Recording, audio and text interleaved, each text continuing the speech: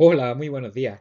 Mirad, tras la llegada de este tren de borrasca que nos ha tenido bajo el agua las últimas 3 semanas y que tantísimos desastres y tantísima agua ha traído a Andalucía, pues han surgido también pues, una serie de riadas de vídeos, de comentarios, pues bueno, de gente desinformada por un lado o malintencionada claramente por otro, ¿no? En los que, pues bueno, pues tratan de dar una información sesgada, ¿no? Sobre la gestión del agua en nuestro entorno y sobre lo que está pasando. Entonces he creído importante hacer este vídeo, pues para desmentir esos bulos, para desmentir esas desinformaciones, ¿no? Y daros argumentos, ¿no? A la hora de discutir, ¿no? De discutir, de tener conversaciones con la gente, pues al margen de la malintención y del cuñadismo, ¿no? Así que, bueno, sin más, vamos a empezar a hablar de cuáles son los principales 4 tópicos que estoy oyendo yo últimamente aquí en las redes sociales y hablamos sobre ellos, ¿no? Mira, el primero es ya uno muy manido, ¿no? Que es el que nos dice que se está tirando gran cantidad de agua al mar, ¿no? Toda esta agua, los ríos crecidos que llegan al mar, esta agua podría ser almacenada y aprovechada más adelante, ¿no? Que veis un embalse desaguando ahí, desembalsando un montón de agua, como mucho en nuestro entorno en estos días, ¿no? Y el río llega crecido hasta la desembocadura y allí pues está tirando el agua al mar, ¿no? Fijaros qué auténtica locura, ¿no? Esto de llamar que a los ríos que llegan con agua al mar es que la están tirando. Vamos a explicar el por qué. Estos ríos que llegan con agua al mar, como el que vemos aquí a la izquierda, ¿no? Esa desembocadura, resulta que transportan una cosa muy importante. Transportan una gran cantidad de nutrientes disueltos en su agua. El fósforo, el nitrógeno, ese abono, ¿no? Que necesitan las plantas del mar. ¿Las plantas del mar cuáles son? Las plantas del mar es el fitoplasto, ¿no? Esa alga microscópica que cuando reciben ese chute de nutrientes procedentes de los ríos, pues se ponen a crecer y a reproducirse como locas, ¿no? Y tienen una gran importancia, ya que, entre otras cosas, ¿no? Son el alimento de muchísimas especies de peces. Muchísimas especies de peces, como boquerones, sardinas, tal, se alimentan de este fitoplancton. Así que si los ríos no llegan con agua al mar y no se produce este aporte de nutrientes, vamos a tener las desembocaduras menos fitoplancton y por tanto va a haber menos peces. Fijaros, por poner un ejemplo cercano, a lo largo del vídeo vamos a intentar poner ejemplos de nuestro entorno. Tenemos aquí la presa de Rules bajando hacia la playa, ¿no? Desde que la presa de Rules está regulando el río Guadalfeo, ¿no? Y llegan menos caudales al mar, pues el número de peces, la cantidad de pesca, la cantidad de barcos que están pescando en Motril ha bajado muchísimo. Veréis que no es fácil encontrar pescado de Motril en las pescaderías y menos a un precio razonable, ¿no? ¿Por qué? Pues porque ha disminuido, simplemente ha disminuido. O sea, las presas son necesarias para nuestro modo de vida, pero tienen efectos secundarios y este es uno de ellos. Entonces, los ríos tienen que llegar con agua al mar, tienen que llegar con agua al mar porque son el mecanismo imprescindible para que se produzca esa producción de fitoplancton y por tanto de pesca en las desembocaduras, ¿no? Pero los ríos no solo llevan nutrientes, sino que arrastran sedimentos hasta el mar. Sedimentos que son al final los que van a acabar formando la arena de las playas en nuestra zona. Aquí tenemos otra imagen cercana, Playa Granada. Cada vez que llega un temporal, pues se lleva la arena. Se lleva la arena, y claro, está ya el chiringuito en el borde, ¿no? Se ha gastado una auténtica millonada en hacer unos espigones, unas escolleras gigantescas, pues para reducir esta pérdida de arena. Pero bueno, no siempre es posible. Ante un temporal especialmente grande como este, pues fijaros los daños, ¿no? Estas fotos son recientes, son sacadas de los periódicos del otro día, ¿no? Entonces, el río, de forma natural y gratuita, ¿no? Nos está proporcionando pesca y sedimentos, ¿no? Y nos está cuidando las playas. Así que, fijaros, esos son unos servicios ecosistémicos que nos está aportando y a los que, si lo dejamos sin agua, pues renunciaríamos, ¿verdad? Otro servicio muy importante que nos aportan los ríos es en las costas, sobre todo, en las desembocaduras, es que mantienen los acuíferos de agua dulce recargados, ¿no? Por ejemplo, el río Guadalfeo, cerca de su desembocadura, pues a través del lecho del río, pues ahí se va infiltrando una gran cantidad de agua que es la que mantiene los acuíferos de las que luego se sacan todos los pozos pues, para regar los aguacates, ¿no? Veis aquí en esta imagen los aguacates ahí con el mar al fondo. Eh, si ese río está completamente seco y no va recargando ese acuífero, a la base de sacar agua del acuífero y dejarlo cada vez con menos agua dulce, conseguimos que el agua salada se introduzca. Entonces los pozos pasan a ser de agua salada y ya no sirven para regar, ¿no? Así que otro de los motivos por los que los ríos tienen que llegar con agua hasta la desembocadura es que mantienen esa pluma de agua salada, la mantienen fuera de los pozos, ¿no? Porque fijaros, los caudales ecológicos, que es esa cantidad de agua que le tenemos que dejar a los ríos, ¿no? Para que sigan funcionando como ríos, resulta que no solo sirven para que siga habiendo animalitos, plantitas, que muchas veces es lo que se acabe reduciendo. Dices que los ecologistas lo que queréis es que haya mucho verde y ya está, ¿no? Que nos arruinemos todo.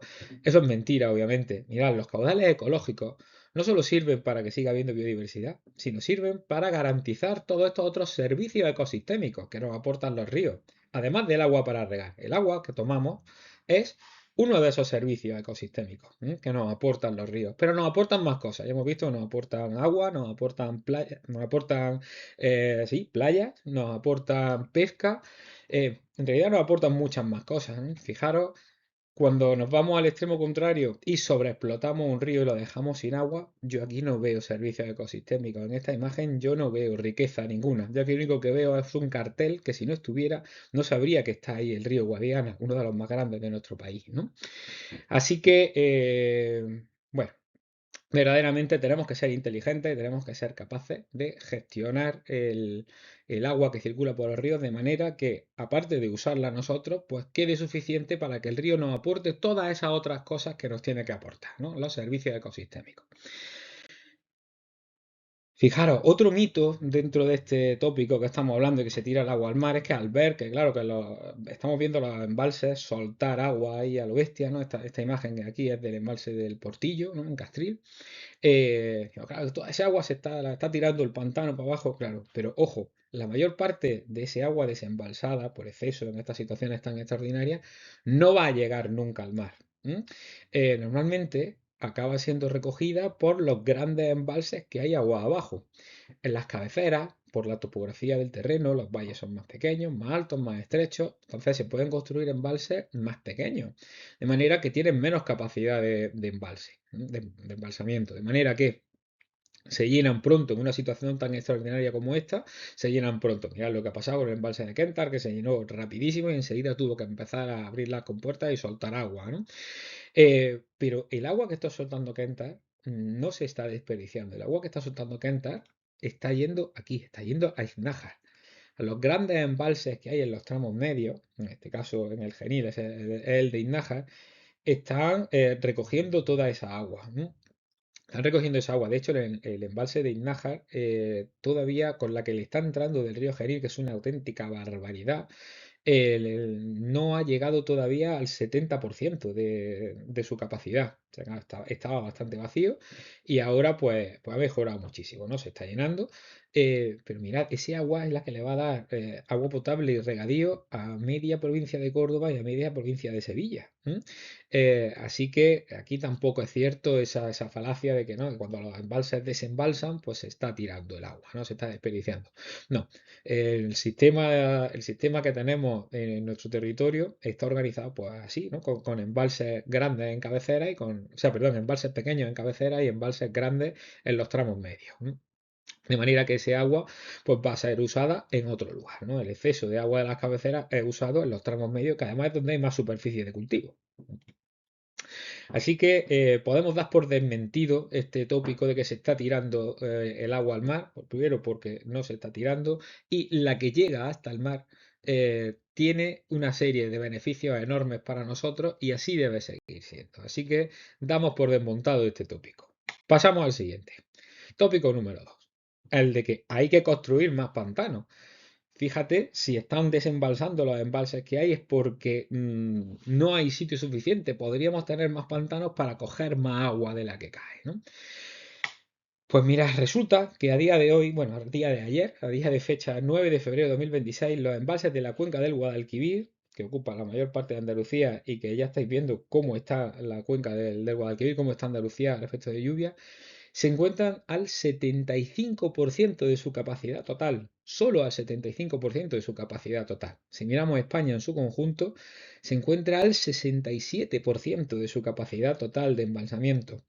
Realmente, a pesar de esta situación sumamente extraordinaria, nuestra capacidad de embalsamiento no se ha llenado.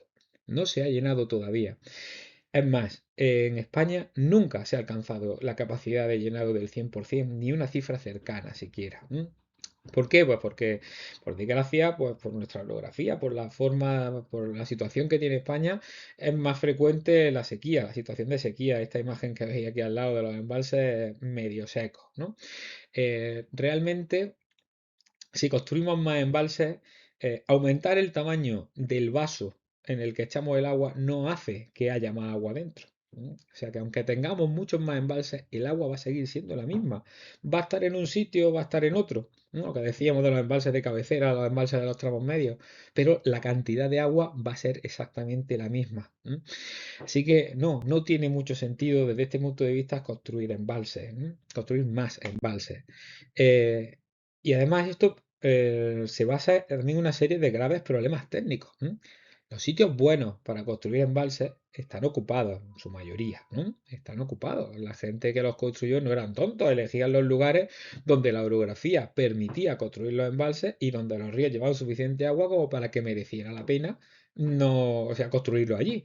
Con lo cual, esos sitios ya están pillados. De manera que si dijéramos, venga, vamos a construir nuevos embalses, pues bueno, pues no habría sitios adecuados para ello. Y eso habría que valorarlo si económicamente una obra tan monstruosamente cara como construir un embalse, si merece la pena y si se te va a quedar vacío. O va a estar en un sitio donde va a embalsar muy poquita cantidad, por ejemplo, ¿no? Y otra cosa que he oído por ahí es que los embalses que ya existen se podrían hacer crecer, los podríamos subir más el muro. Vuelvo a lo de antes, los que los construyeron no eran tontos, los dimensionaron al tamaño adecuado a la orografía y a la cantidad de agua disponible. Fijaros esta imagen que tenemos aquí al lado, el embalse del Jergal, creo que es este, en Sevilla. El embalse llega pues, hasta donde llega el monte que hay al lado. O sea, no se puede subir más porque la orografía no lo permite. No hay una montaña más alta al lado para hacer el embalse más grande. Así que no se puede, o sea, no se pueden recrecer los embalses para que tengan mayor capacidad. Ni tiene sentido construir más embalses. Aparte, si se retuviera toda esa agua en la cabecera, imaginaros que se nos va la cabeza, tenemos muchísimo dinero y decimos, venga, en todos los valles, en todos los ríos, un embalse detrás de otro en las cabeceras aquí para que se aproveche toda el agua, para que se quede, para que se aproveche, no, para que se quede retenida en las partes altas toda el agua. Bueno, entonces, ¿qué agua llegaría a los tramos medios y bajos? ¿De qué viven los de Córdoba, los de Sevilla, ¿no? O sea, realmente el sistema de distribución de agua que existe es el más adecuado a la disponibilidad de recursos que tenemos, ¿no?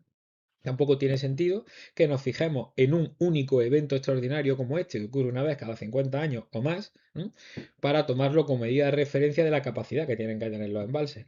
Imaginaros hacer una inversión megamillonaria en construir nuevos embalses, en preparar una infraestructura sobredimensionada para aprovecharla una única semana cada 50 años. Obviamente, económicamente no tiene ningún sentido. Así que no, por ahí no tiene la cosa mucho sentido. Y fijaros, la construcción de esta infraestructura es carísima, pero no solo se construye, sino que luego hay que mantenerlo. Y el mantenimiento es extremadamente caro. Hay que estar constantemente vigilándola porque son infraestructuras grandes y peligrosas. Eh, Fijaros, ¿no? Aquí tenemos, por ejemplo, un titular del otro día, ¿no? Preocupación en la serranía de Málaga por la presa de Montejaque. La presa de Montejaque es una presa que se construyó en 1924, que desde el principio tuvo filtraciones y no se ha llegado a aprovechar nunca en condiciones. Claro, ahora le ha caído agua en lo más grande y se ha llenado, ¿no? Y hay una gran preocupación porque es una presa vieja que no ha tenido su mantenimiento adecuado y que podría romperse y podría provocar un auténtico desastre agua abajo, ¿no? Así que, ojo, construir embalses es muy caro, pero mantenerlos también. Entonces, ojo, hay que imputar esos costes del futuro mantenimiento en las ventajas que nos va a provocar, que nos va a producir esta infraestructura, ¿no? Entonces, construir más embalses o sobredimensionar los que hay, teniendo en cuenta que luego hay que pagarlos y que ese exceso de agua, de capacidad de almacenamiento, se va a usar únicamente una semana cada 50 años, pues lógicamente no tiene ningún sentido. Os voy a poner un ejemplo de un embalse que se construyó en Extremadura, el embalse de Valdecaballeros. El embalse de Valdecaballeros es una gran presa que se construyó para hacer una central nuclear. La central nuclear nunca se llegó a construir, pero el embalse ya estaba construido, ¿no? Entonces, pues se ha quedado sin uso. Lleva ahí un montón de años en los que pues, no se usa, simplemente. Eh, Hace poco hubo una iniciativa por parte del Ministerio de Medio Ambiente para demolerla, para eliminarla, ya que es una estructura que no sirve, ¿no? Todos los lugareños pusieron el grito en el cielo porque decían que hace falta más agua, en fin, lo de siempre. Los regantes quieren más agua. Los regantes, por cierto, están tomando agua de otro embalse que hay al lado del que tienen autorizadas las tomas. Y hay tres poblaciones de alrededor que toman de forma ilegal el agua para beber de este embalse, del de Valdecaballeros, ¿no? Cuando tienen autorizadas otras tomas, pues bueno, de otros sondeos, de otras procedencias, ¿no? Entonces, claro, se provocó un revuelo muy grande, ¿no? Ante la pretensión de eliminar la presa porque el coste de mantenimiento es tremendo para no tener ningún uso, ¿no? Y ninguno legalizado, ¿no? Y algunos muy poquito ilegal, ¿no? Entonces, finalmente, pues como hubo tanta demanda por parte de la Junta de Extremadura porque no se demoliera, pues el ministerio cedió y dijo, bueno, pues si queréis, os la quedáis vosotros la presa, ¿no? Le pasamos la titularidad a la Junta de Extremadura. Ahora, eso sí, para poder darle de beber a esas tres poblaciones desde este embalse, tendréis que legalizarlo, tendréis que hacer un plan de puesta en servicio del embalse y haceros cargo del mantenimiento, ¿no? ¿Qué pasa? Perdón. ¿Qué pasa? Que el coste de mantenimiento de abastecerse de agua de ese embalse abandonado, ¿no? Es para esos tres municipios algo así como 18 veces superior a lo que les cuesta abastecerse de donde se podrían abastecer legalmente, ¿no? Entonces, pues curiosamente, desde ese momento nadie ha vuelto a demandar que se quiere quedar con la presa de Valdecaballeros, ¿no? Lo dicho, son infraestructuras grandes, caras, costosas de mantener y peligrosas, ¿no? De hecho, la falta de mantenimiento estamos viendo últimamente en el tema de los trenes, los desastres que puede provocar, ¿no? Pues imaginaros en el caso de las presas. Y por desgracia no se está en España invirtiendo lo suficiente en mantener adecuadamente las presas, ¿no? Podemos encontrar un montón de información de ingenieros, expertos en estos temas, en los que nos dicen que es totalmente insuficiente, ¿no? Con lo cual existe el riesgo de que tengamos algún problema con alguna presa que puede provocar un auténtico desastre, ¿verdad? De ahí que no tenga ningún sentido construir más presas y mantenerlas. No nos lo podemos permitir y aparte no nos aportaría absolutamente nada. Así que damos por desmentido también ese tópico de que hay que construir más embalses. Pasamos al siguiente. Ay, este es de mis favoritos. El tópico número 3. Salen siempre un montón de voces diciendo, si no se estuvieran derribando los pantanos, porque se están derribando los pantanos, no faltaría luego agua cuando llegue la sequía. Lo que quiere este gobierno es arruinar al campo y a los agricultores, ¿no? En fin, bueno, detrás de estas declaraciones claramente malintencionadas, con una funcionalidad política, además de un color político muy bien definido, y que como en nuestra asociación no nos metemos en estas cosas, no voy ni a nombrarlo, lo que se esconde es una mentira como un piano de cola de grande. Todo detrás de este tópico es mentira. Pues sí, efectivamente, se están eliminando presas, se están eliminando pequeñas presas y azudes, se están eliminando obstáculos de los ríos, los que están abandonados. Y os voy a contar por qué. Mirad, los peces, muchas de las especies de peces que viven en nuestros ríos, pues necesitan desplazarse agua arriba o abajo por el río en la época de reproducción. Estas infraestructuras impiden su paso y hacen que desaparezcan esas poblaciones de peces. Entonces, bueno, pues cuando tenemos un obstáculo que impide el paso y que está abandonado, pues en esas circunstancias es en las que se demuele, en la que se demuele básicamente, ¿no? Fijaros las cifras. En España existen más de 171.000 barreras artificiales identificadas para los peces. Desde 2021 se han eliminado 100 obstáculos anuales de media. O sea que de las 171.000 hemos conseguido eliminar unas 500 y pico por ahora.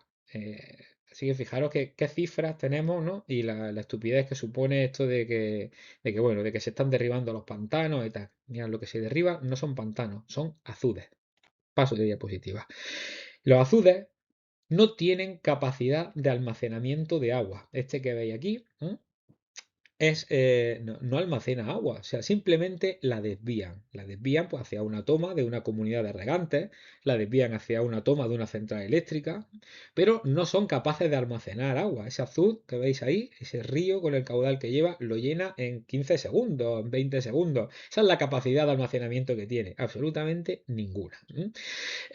Pues son estructuras pensadas para desviar agua pues, a una comunidad de regantes, para regar, a una central eléctrica, a lo que sea.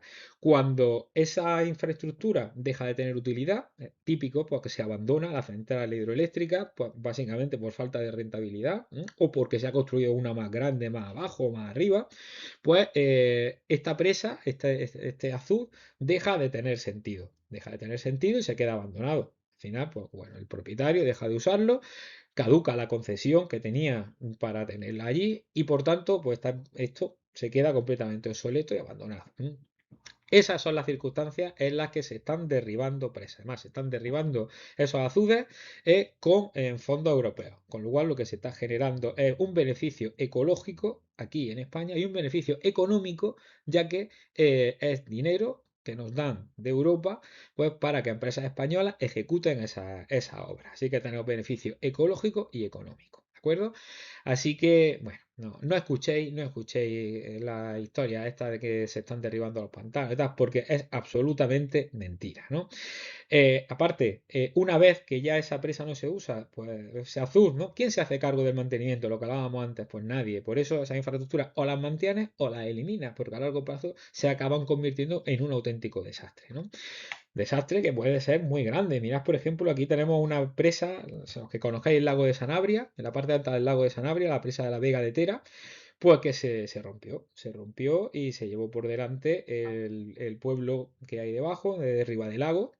Y aquí tenéis la lista de los 144 muertos que hubo cuando aquella presa se rompió, ¿no? O sea que estas infraestructuras o las mantienes o las quitas cuando ya no tienen sentido, ¿no? Una de dos. Lo que no se puede es dejar, decir, pues ya está ahí, se queda, porque me gusta que en mi pueblo haya una poza para bañarse.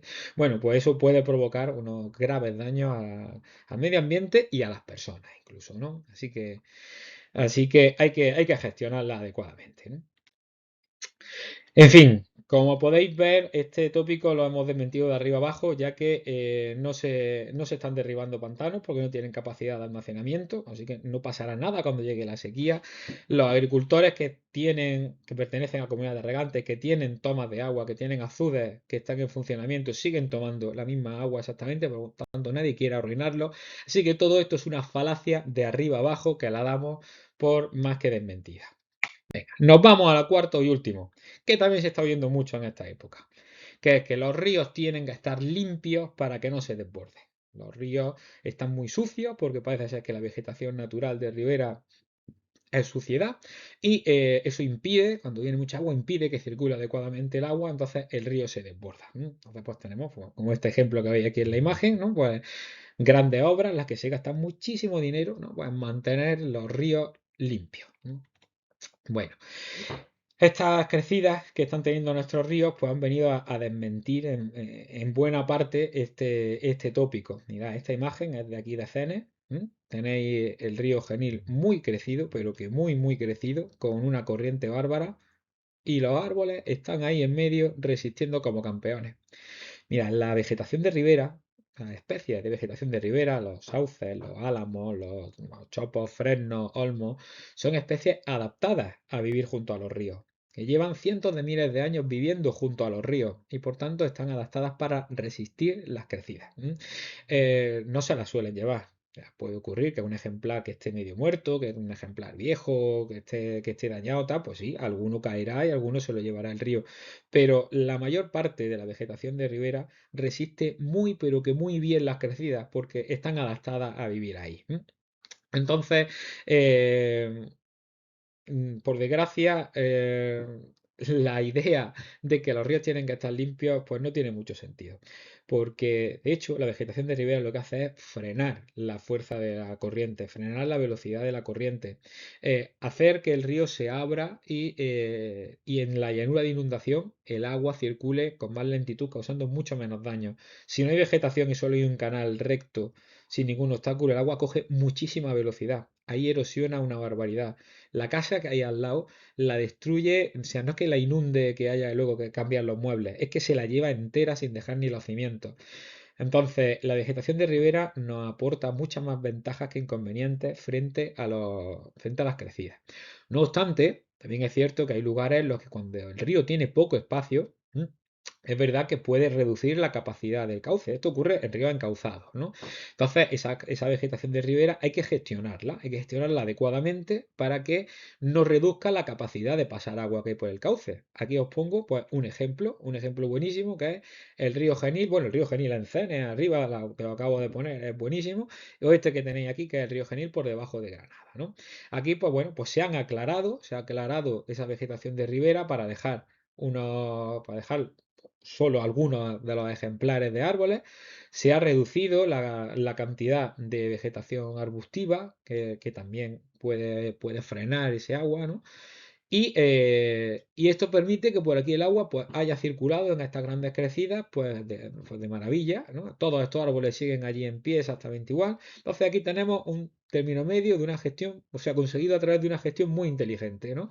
Que es mantener un bosque de ribera no perfectamente natural, pero sí funcional, o sea, un bosque de ribera que nos aporta todos los beneficios que aporta el bosque de ribera y además que no ha causado un problema en cuanto a desbordamientos, ¿no?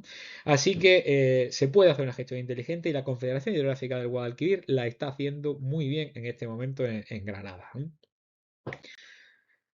Mirad, vamos a irnos a Huetortaja, ¿no? Fijaros la cantidad de espacio que ha inundado el río Genil en Huetortaja, ¿no? El espacio que ha inundado el río es la llanura de inundación, que como su nombre indica, de forma periódica se inunda, porque los ríos crecen, especialmente en los tramos medios y bajos, pues los ríos crecen. Este desbordamiento no tiene ninguna relación con la limpieza o no del cauce. De hecho, mirad aquí con un poquito más de detalle, donde está la línea, ¿no?, de la vegetación natural del bosque de ribera, que por supuesto allí sigue, no se lo ha llevado el río.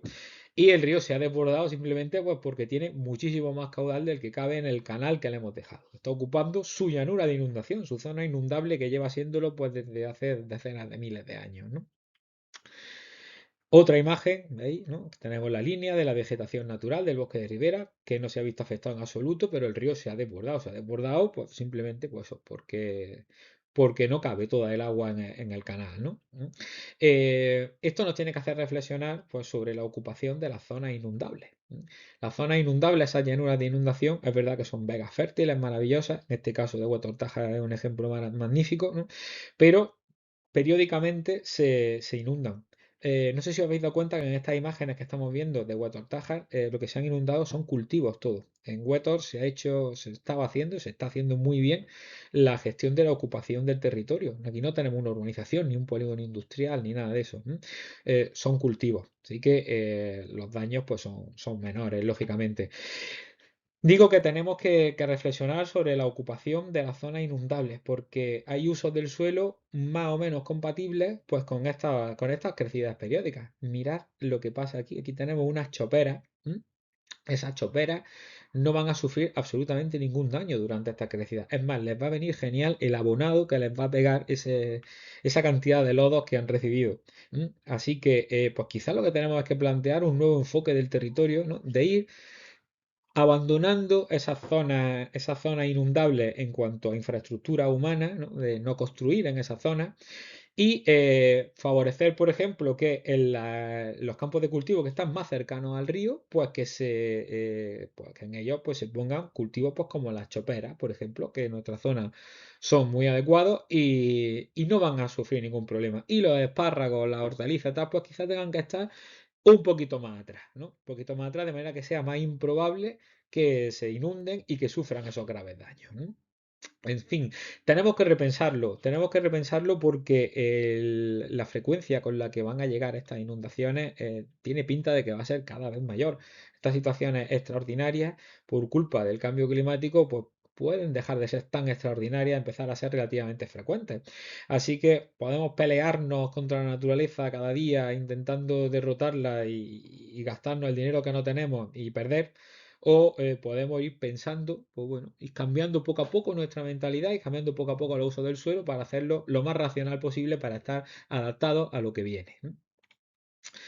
Por poner otro ejemplo, ¿no? El arroyo Guadalcotón al lado de Alcalá la Real. Fijaros, esta casa dónde está construida. O sea, hay 3 metros desde el cauce del río hasta la casa, con su piscina, con su jardincito, todo muy bonito. Pero, señores, aquí el problema, bueno, imaginaos cómo ha quedado esta casa después de la que ha caído, ¿no? Pero que aquí el problema no es que se desborde el arroyo. Aquí el problema es que la casa está en una zona inundable, ¿no? Estas cosas tenemos que empezar a repensarlas y se tienen que evitar porque esto es una tragedia para esta familia, no cabe duda, pero, pero bueno, pero es que han construido en una zona ilegal. Ya no sé si de forma totalmente ilegal o con la connivencia de un ayuntamiento que no ha mirado para donde tenía que mirar, ¿no? Estas cosas se tienen que acabar porque aquí el problema no es que el arroyo Guadalcotón esté sucio, el problema es que la casa está dentro de la ribera, ¿no? Para terminar, para hablar de la limpieza de los ríos, sí que tenemos una excepción con respecto a los problemas que puede causar la vegetación, son las vegetaciones, las plantas invasoras. Aquí tenemos la caña Arundo Donax, que esta sí que es un problemón, porque fijaros la cantidad, la densidad de crecimiento que provoca, que se genera dentro del cauce, y las cañas no son tan resistentes como la vegetación de ribera autóctona, como si fueran fresnos o si fueran sauces. Aquí cuando viene una crecida se las lleva por delante. Y esas sí que forman unos tapones tremendos que desbordan la infraestructura, hacen que se tranquen los puentes. Así que son un auténtico problemón. Si veis vídeos del inicio de la Dana, cuando llega una primera ola por el barranco del Pollo gigante, lo que arrastra son cañas. Prácticamente 100% son cañas. Os voy a poner aquí un pequeño vídeo. Esto es de las muñecas, ¿no? Claro. Una crecida del río Verde. Mirad, lo que arrastra son cañas. Nuestra vegetación autóctona, ya digo, es bastante dura, bastante resistente a ser arrastrada. Así que cuidado con esta vegetación. Esto sí que hay que limpiarlo. Y por terminar, también vamos a buscar aquí un ejemplo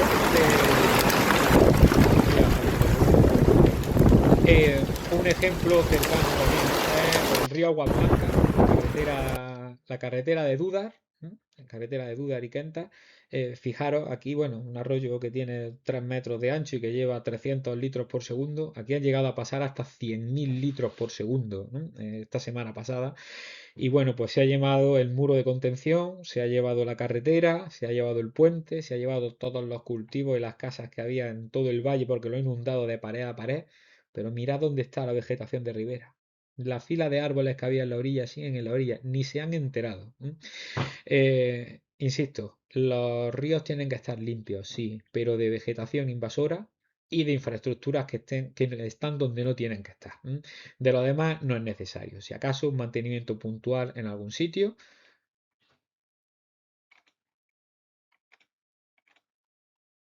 perdón, que se ha cortado esto, algún mantenimiento puntual en algún sitio y nada más. Así que, una vez más, tenemos aquí un tópico totalmente desmentido. Muy bien, pues yo con esto ya termino. Me ha salido un poquito más largo de lo que yo pretendía, pero bueno, es que era un tema sustancioso, ¿no? Entonces, bueno, para cualquier duda o comentario, para cualquier cosa que queráis decir, pues por favor, a través del email de la asociación, pues mandádmelo y yo los reuniré y los compartiremos y los pondremos en común entre todos los socios, ¿de acuerdo? Gracias por la atención y que tengáis buen día. Hasta luego.